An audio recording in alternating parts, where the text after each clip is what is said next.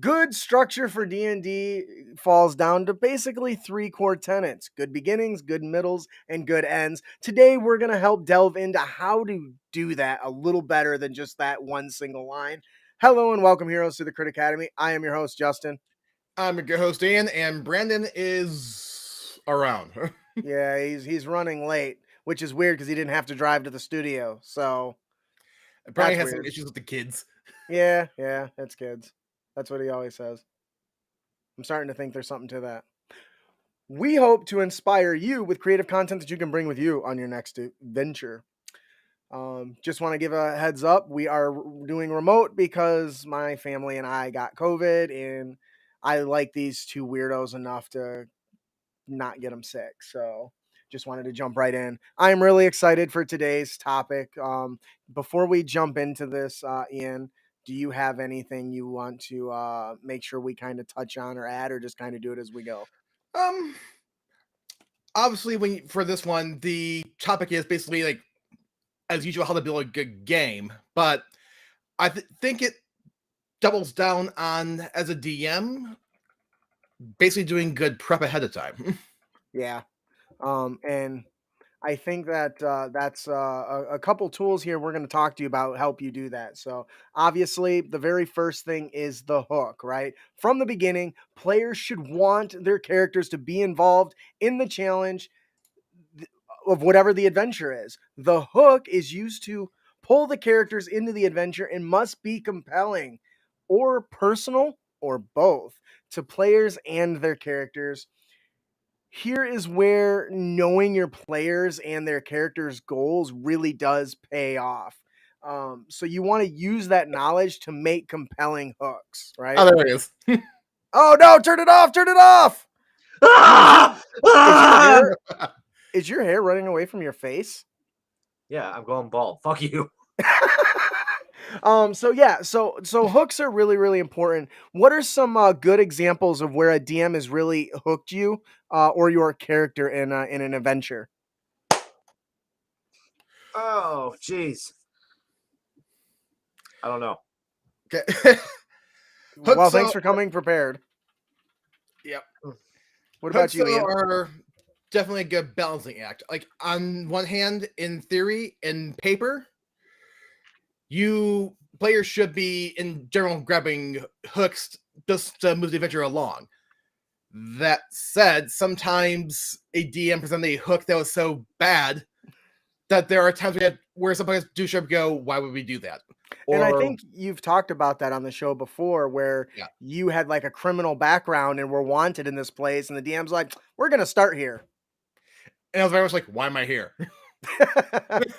One that really worked for me Yeah, is I was playing it was D&D. It was before it was 5th edition, it was D&D Next, and they had released the Phandalin adventure, and I was playing one of the rogue backgrounds. And there's kind of a bit of a tie in there with the red brands, right?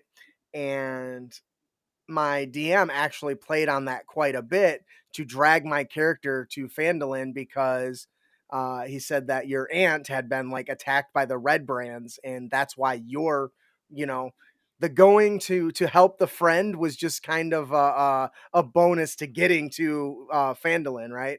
And so that was a really good tie-in for that character, why he was going that direction, even if he wasn't interested in helping the dwarf dude uncover whatever secrets he had. Brandon, what about you? Any great hooks that have really been compelling for you or your characters? Actually, yeah, I just recently did a hook for my characters, and that was that they spent so much time um role playing, all this stuff, and I said, hey, there's this big bad guy. He's taking over the world. It's the whole Final Fantasy Comets Coming ordeal. And you're just not doing anything about it. It's like, the comet will wait. In a way. That'll think. So I let one of the big bad guys, generals, kidnap their favorite NPC, which kind of put a fire on their ass. So that worked pretty well. Very cool. I like that. And it just occurred to me that your face is shaven, and it clearly is. You're just tired of getting old like I was and had to scratch the baby face itch, right? I So I anyway. just I thought you were lonely. So You're wrong.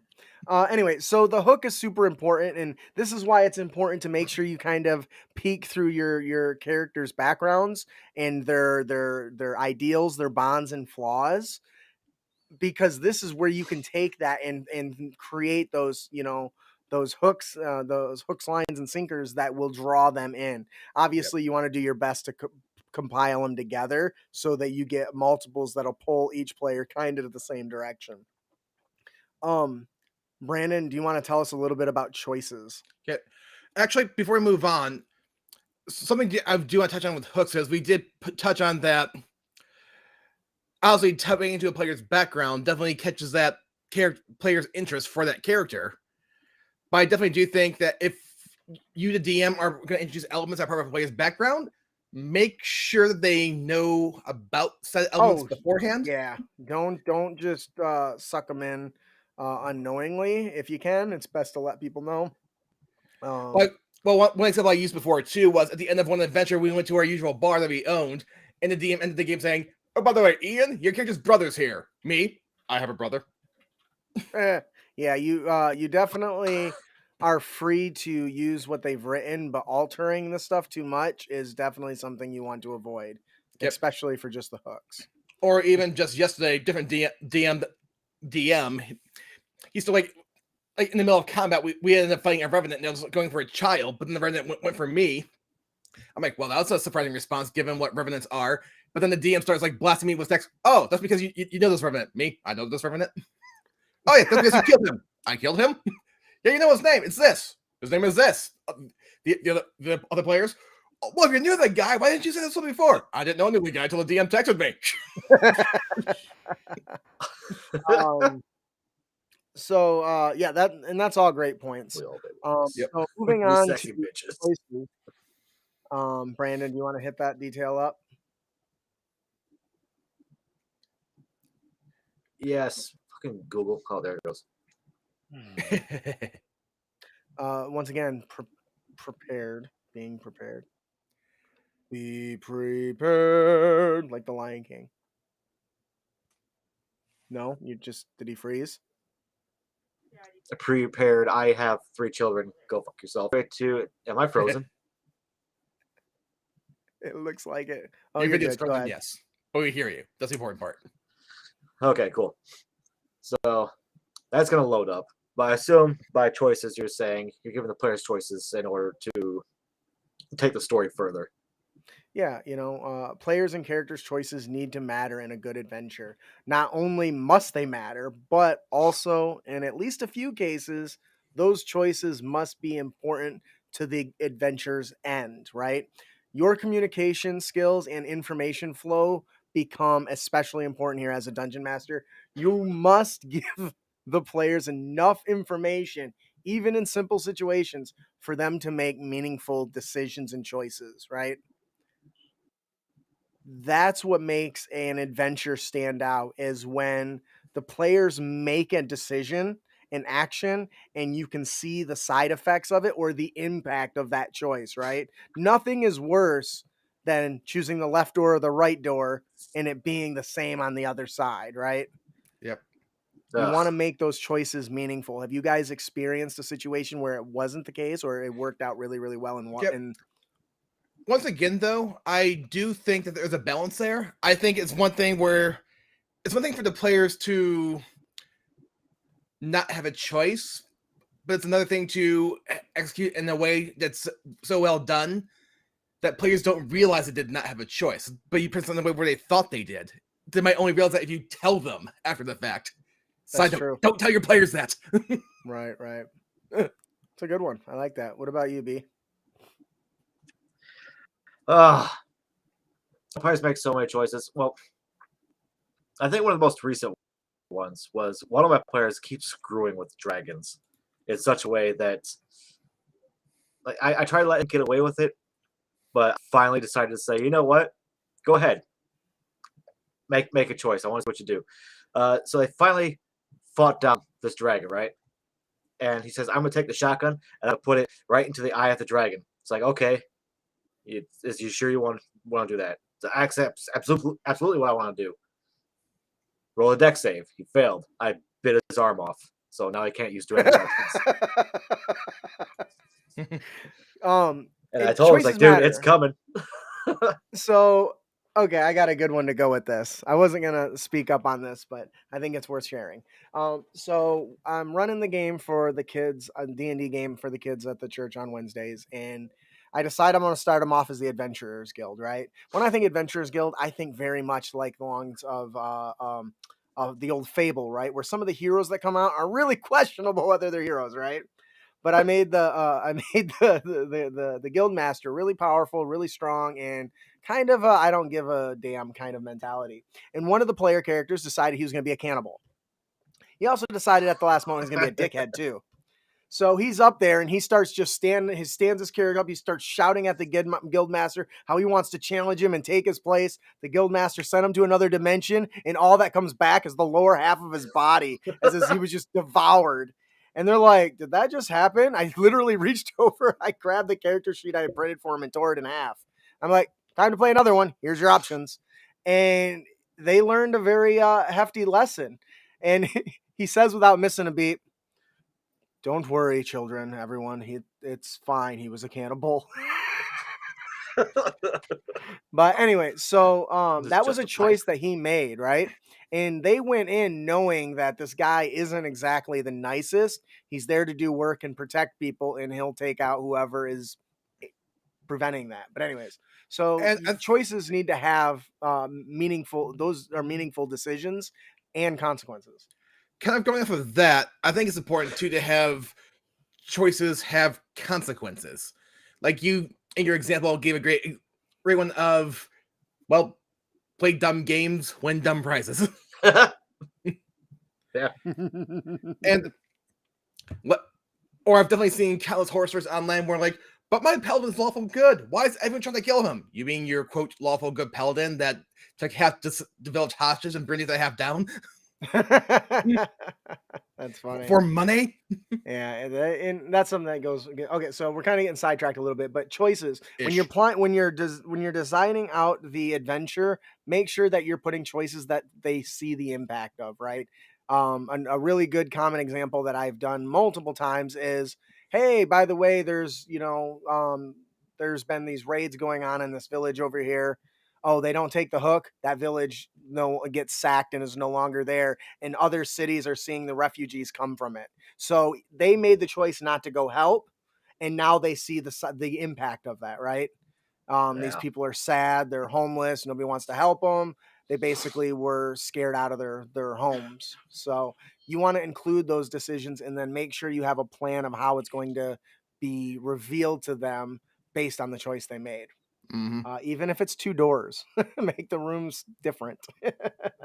Ian, would you like to tell us about challenges?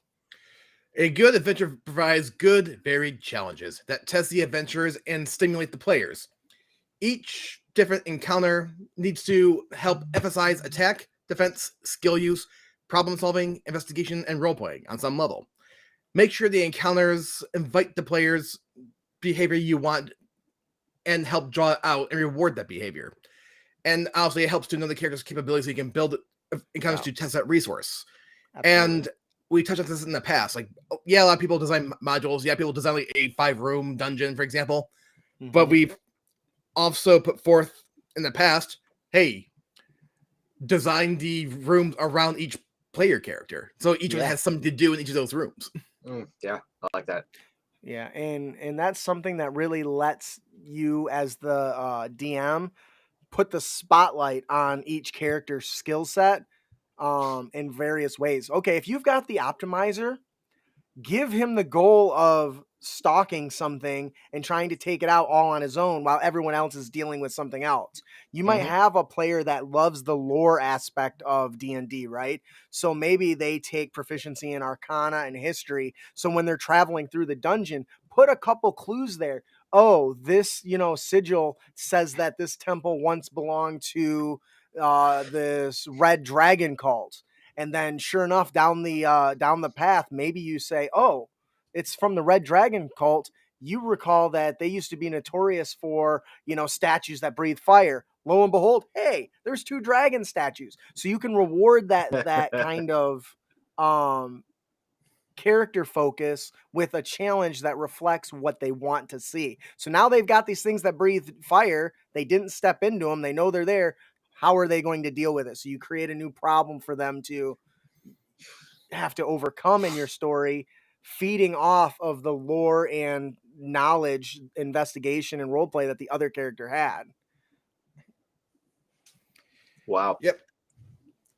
And not all challenges necessarily what you would necessarily expect too, because we also touch on like skill use, and many times, many DMs, and granted, this is true in many cases, that skills are either you succeed or you fail. That's it. But making a sliding scale is good.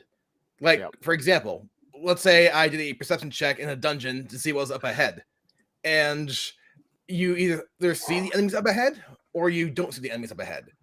But there's so many ways you could do it. Like, a correct way would be saying you see one, let's say a player fails, but was close enough to just succeed.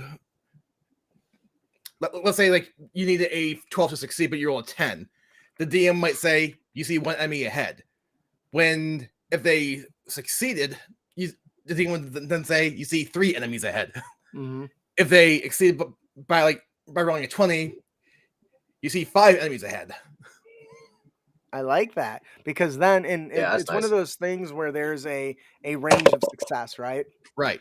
And challenges in your stories are a good way to do that beyond just combat too, or like you did with the visual. Something that I come into mind, having challenges that have specific ways to pass it with 1 or 2 characters. So for instance, they say never put a door in front that your players can't open, right?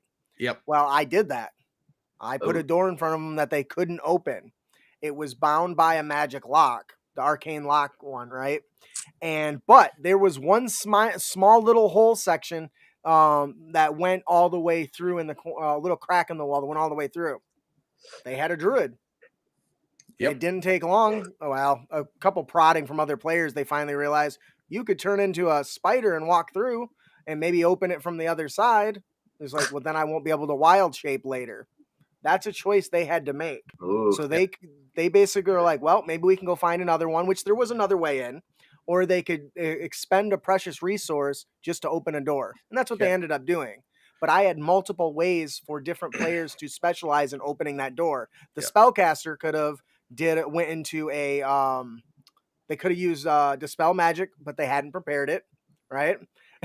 Or they could have went into like a skill challenge for pulling the energy out of the door, or a number of other regular ways to break through it. But that was the simplest path. So having those challenges in a variety of ways really makes your adventure that much better and engaging to the players. 2 other things that came to mind too is going back to the example we had of like with the varying skill level. One was, and like I know I used this example before a while back, but during the playtest, we were going through a dungeon, and we made it clear that a dragon in the dungeon somewhere, and I rolled a perception check, and the DM said, "You see some reptilian humanoids up ahead." I'm like, "Oh, kobolds, got it, no problem." And my character, who was a fighter, rushed in, started engaging them, but then they started kicking, curb stomping me. It's like, these are way different than kobolds. It's like, oh yeah, those aren't kobolds. Those are lizard folk. Oh, those are way tougher. Much stronger, right? But that would not have happened had the DM not described them to me, and I assumed, instead of saying those are lizard folk. But I think that's a good talent to do, though, is to not use the words to describe them unless your character would know exactly what they are. Which, like, how many times, like in some example where you see some DMs who are salty, like, oh, my players when they got into a fight with the troll, they immediately start using fire, and to which a lot of people reply back, "It's your fault you told them it was a troll. Had you said it was a huge humanoid, would they have been doing that?" Right. Yeah, those are pesky stegosauruses. Stegosauruses. Yeah. I don't think everybody knows what you're talking about. I'm really big on knowledge checks, in their range of success, including if it's low enough, misidentifying something. Yeah. So when our patron during one of our patron games, Brandon and some other folks Such thought bullshit. thought they were fighting stegosauruses until they charged in and started to turn to stone. They weren't. They were gorgons, right? Yeah. Basilisk. Basilisks. Yeah. So challenges can take a variety of forms, but change it up. Don't always make it always attack, always defense, skills, investigation. Give it a variety, right? Brandon, would you like to tell us about Yeah. the next adventure structure, excitement? Ooh. Excitement. Yes. The tension should build in a good adventure, whether its structure is event-based or settings-based. Ooh. An event-based adventure focuses on the things the characters do rather than the places they go. A setting-based adventure makes the location the centerpiece for the action. Yeah. What do you I think like about that. that, Ian? You definitely, both on the player and the DM side, get out of something what you put into it. But my point though is it goes both ways. And I can I see think that, it but right does now we're feed talking to into the dungeon hooks you masters. give, the choices the players make, the hooks the DMs give, the choices the players make. There we go. And what challenge they go into it. Like I remember I played a Star Trek game and no one had fun. And the DM's like, well, it's not my fault you didn't participate. It's like you made it a biological science-based adventure. Bridge crew, who's a helmsman, security guy, and so on and so forth. Like none of our roles fit that adventure. Yeah, and that's something I see where you're going. So that is something the DM has to consider at every adventure that you run. And of course, what made that worse was the DM blamed the players for his failings. Don't do that. Yeah. Don't Oof. do that. So let's talk a little bit about. I want to give a good example of a setting-based adventure that makes the location the focus, right?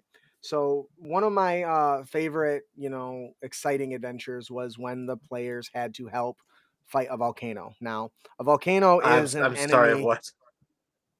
and a volcano is not an enemy that they can just beat, right?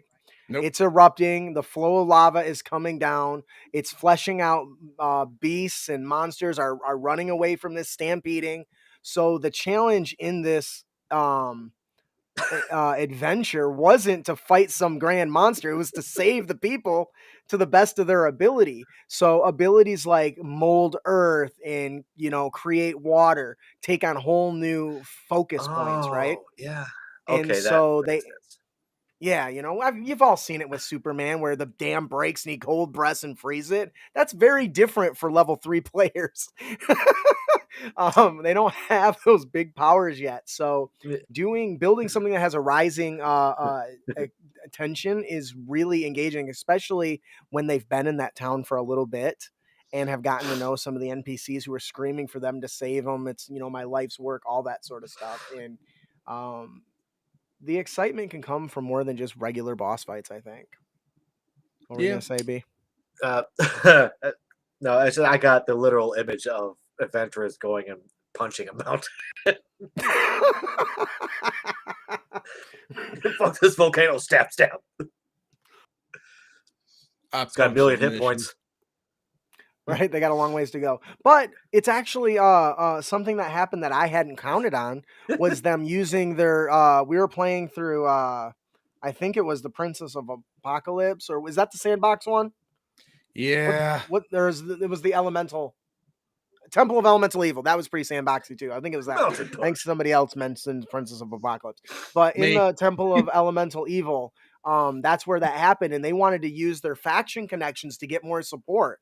And I thought that was cool having, Harpers pop out, with a collection of secret whisperers or passerbys who could go and get more people. You have the who are the people with the gauntlet? The Lord's Alliance, is that it? Or Hell. anyways, whatever it is. They People all grab the come in gauntlet. with all these extra pieces of help, and so the party game, advantages from that. And that was an exciting thing because they became as the nicknamed the Firewalkers, right? Because they, save these villages from, melting. So, anyways, the next adventure structure you're going to want to focus on, and this is a big one, is climax. Even the simplest adventures should have a dramatically decisive moments when crucial knowledge or decisive action pays off, or the villain gets what's coming to him. Those are some fun ones.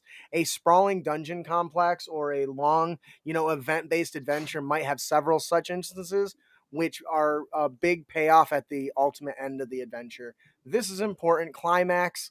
This is where all your excitement and challenges and stuff have lifted up your story. Your players are engaged. They're excited for what's about to happen. They're about to fight this mad wizard that is just taking control of these giant archaic giant constructs, and they are just steamrolling all around the world, and getting to that moment where he finally gets what he gets and you get to shut him down is an exciting moment, especially when the players get to see that. I'm sure I've told this story before where I gave the players all NPC characters and had them fighting this. Basically, I think they took on the role of like elves or something. And they were fighting back as this giant construct was just destroying their entire village, and they were losing and they were dying, and it was bad. We went back to the adventurers. They started the adventure. They fought the villain. The giant crazy wizards, loses control of the robots. The plowers destroy the characters, destroy the big focus part, and then we go back to the NPCs as this thing is just plowing through, and it goes to smash and obliterate them, and comes to a stop. Ooh, I just thought of an adventure where you go through a dungeon and you fight, and of course you have to deal with a bunch of mini bosses. And when you get to the boss, the boss has the abilities of every single mini boss that the players killed. With your powers combined. Because we're absorbing their abilities as they're killed. So as a result, it creates a climactic boss fight, especially if the players are murder hobos. B, it creates consequences for the actions of being murder hobos. C, the boss will not be that powerful had they use alternative methods of not killing to take out these guys. Like tossing them into prison or something.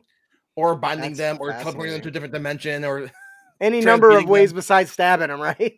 Or blowing up. What's the coolest climax you guys have ever seen in a game? Ooh. In D&D, please. Right. D&D. Probably the only time I ever got to the end of a campaign, and that was with you. What's that like? That was the what was that campaign called? The one with the giants. Storm King's Thunder. Storm King's Thunder, yeah. Yeah, that was at the end with the airships and the dragon. And everyone else becoming the After Crows. It was really cool. So what was the climax? Was it the airship battle Alicia. With a dragon? She says only Brandon only climaxes with Justin. Crit Academy, run by 12-year-olds. Wow. There's so many times I could make to that, but I'm not gonna. I want to take issue with your little comment though, Ian. Didn't you? When he said, you said you get to finish a campaign, or you said something like that just a second ago, right? I'm just going by a stereotype. That's usually true in most games. Let's be real here. I was gonna say, I feel like you've been in my games, and we've finished quite a few. I always ensure my players finish before I do. So I can think of like 4 campaigns that technically ended with you, give or take. Yeah, I try to make they have a complete finish. Anyways, so climax is super important. I really like plot twists. I think plot twists are a lot of fun and can go a long way. I'm not talking about just turning around and a good ally stabbing them in the back, but I do like the ones where a Benabad, right? A person who's been a reliable source of support turns out to be the person actually that they're fighting against indirectly because they have opposing goals, or they have the same goal, but they think it needs to be achieved in a different way. I did that. And those are some of my favorite. How so? Oh, okay. So the game where the players they got thrown into the future, right? Mm-hmm. They get thrown 1,000 years into the future, and the elven goddess of time is the one who did it. Her name is Zendrana. Well, and every point of contact they've had with people in the future for like first 2 months of this entire campaign was with her. So she's telling them all the stuff that's going on in the world, and the only information they have is from her. Okay. The big bad evil guy is trying to open a portal to a new world to destroy that world because he's done with this world. They need to find 7 relics to bring them together to make a massive weapon. Cinderelics, really? She got a 7 golden relics, yes. slipper. 7 Sounds like relics. sounds like Cinderella. Sorry, 7 relics. Cinderelics. Makes more sense. Get to the ball.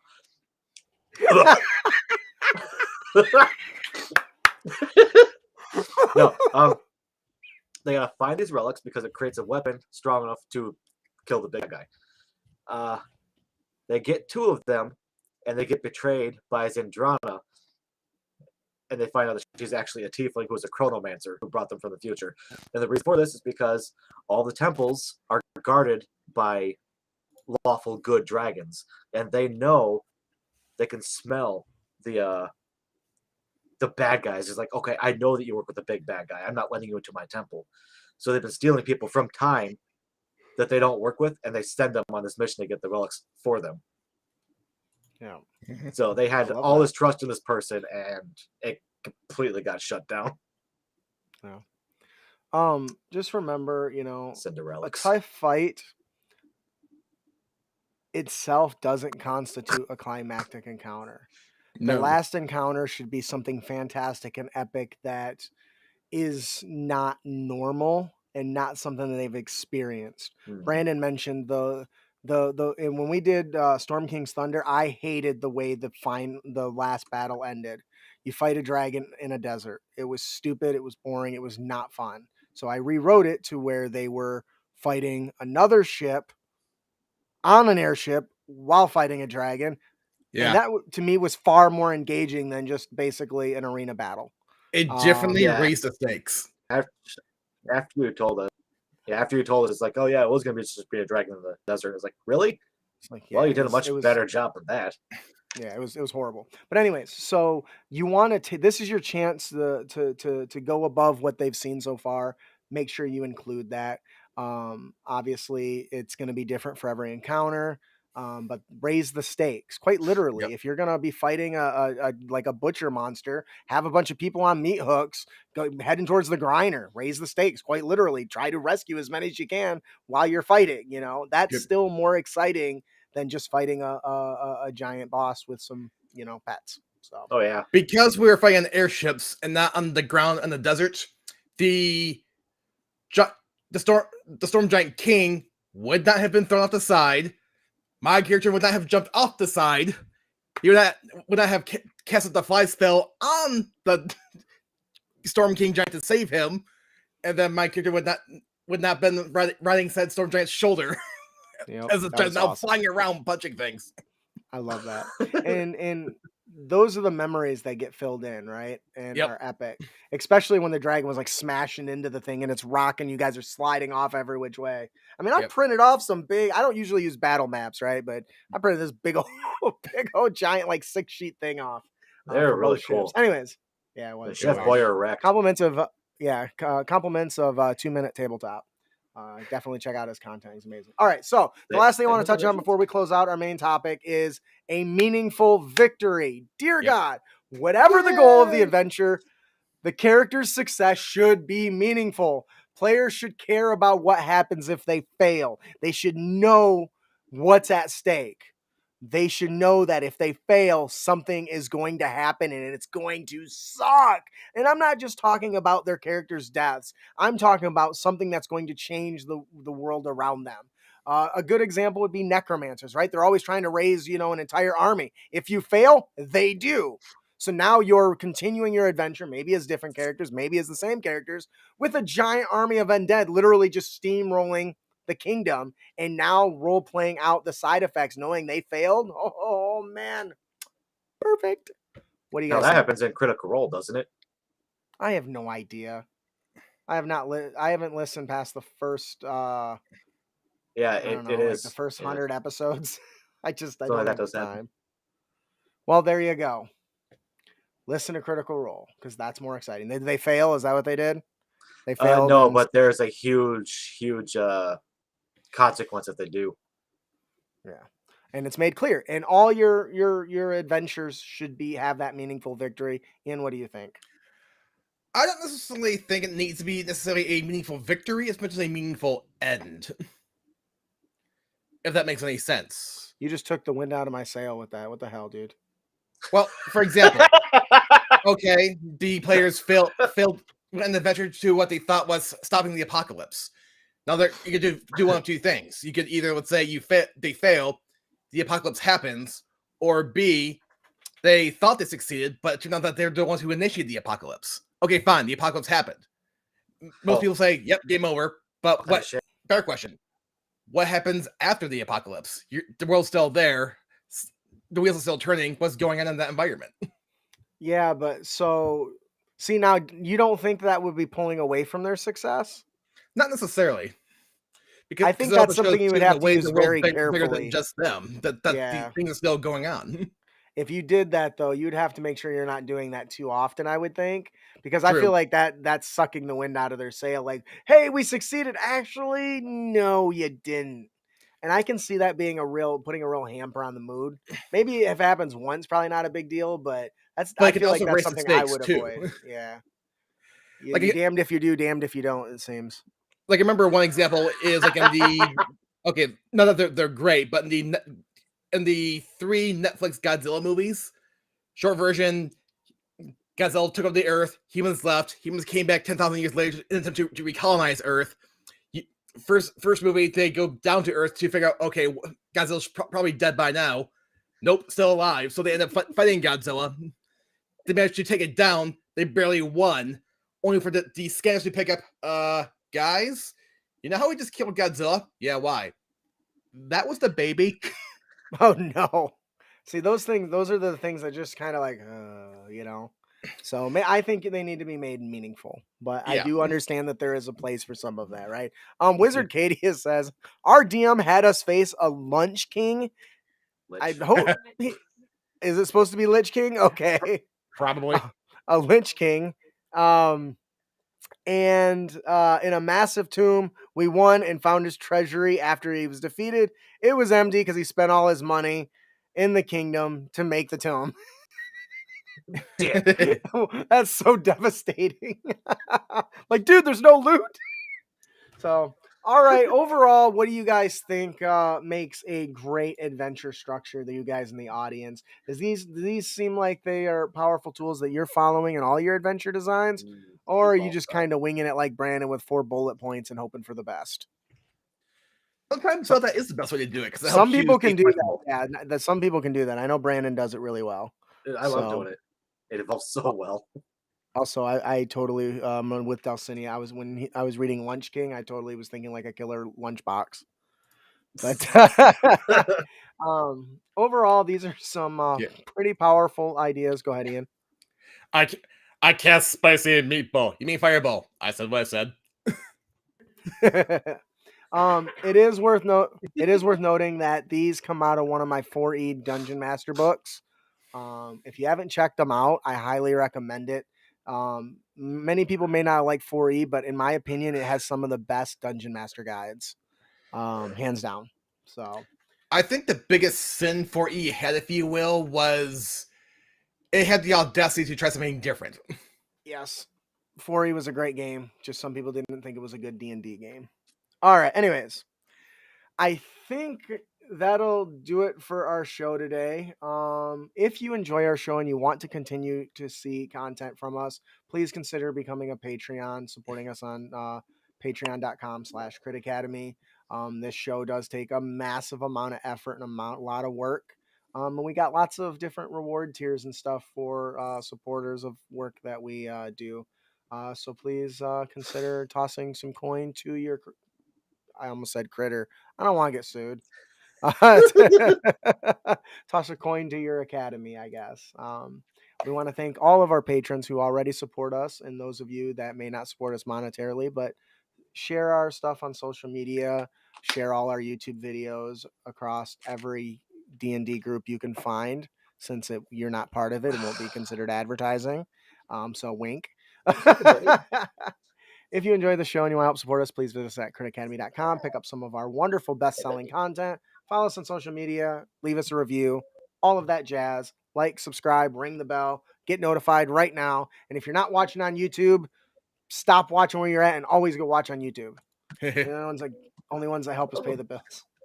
All right, that'll do it for our show today. Thank you all for joining us. I am your host, Justin. I'm your co-host, Ian. And I'm your co-host, Brandon. Thanks for listening. Keep your blades sharp and spells prepared, heroes. Keep your blades sharp and spells prepared, heroes. I'm not recording on a second.